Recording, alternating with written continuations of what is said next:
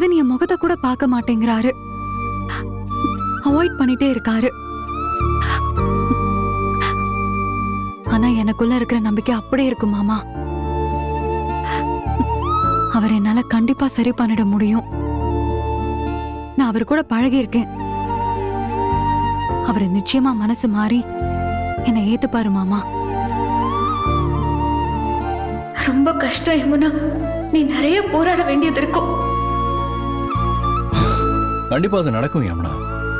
ஆனா அதுக்கு நீ நிறைய போராட வேண்டியிருக்கும்.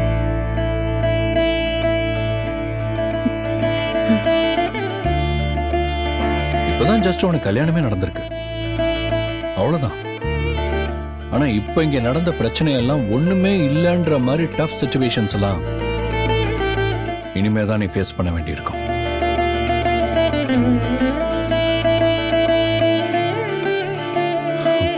உன்னை பயமுறுத்தணுங்கிறதுக்காக இதை சொல்லல, எல்லாத்துக்கும் ப்ரிப்பேர்டா இருன்னு சொல்றேன்.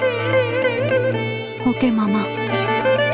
பாரியம்னா, நீ ரொம்ப பொறுமையா இருந்துதான் நிவினோட மனசை மாத்த முடியும்.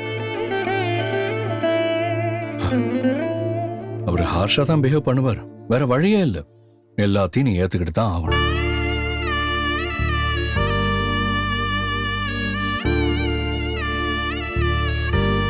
இது நீ விரும்பின வாழ்க்கையம்னா, நீ தான் அதை சரி பண்ணி கொண்டு வரணும். நீ எனக்கும் காவேரிக்கும் உண்மையாவே தேங்க் பண்ணணும்னு நினைச்சா, உன் விருப்பத்துக்காக மட்டுமே நடந்த இந்த மேரேஜ நிவின் நீ கிடைச்சது பெரிய கிஃப்ட்னு ஃபீல் பண்ற மாதிரி மாத்தி காட்டு.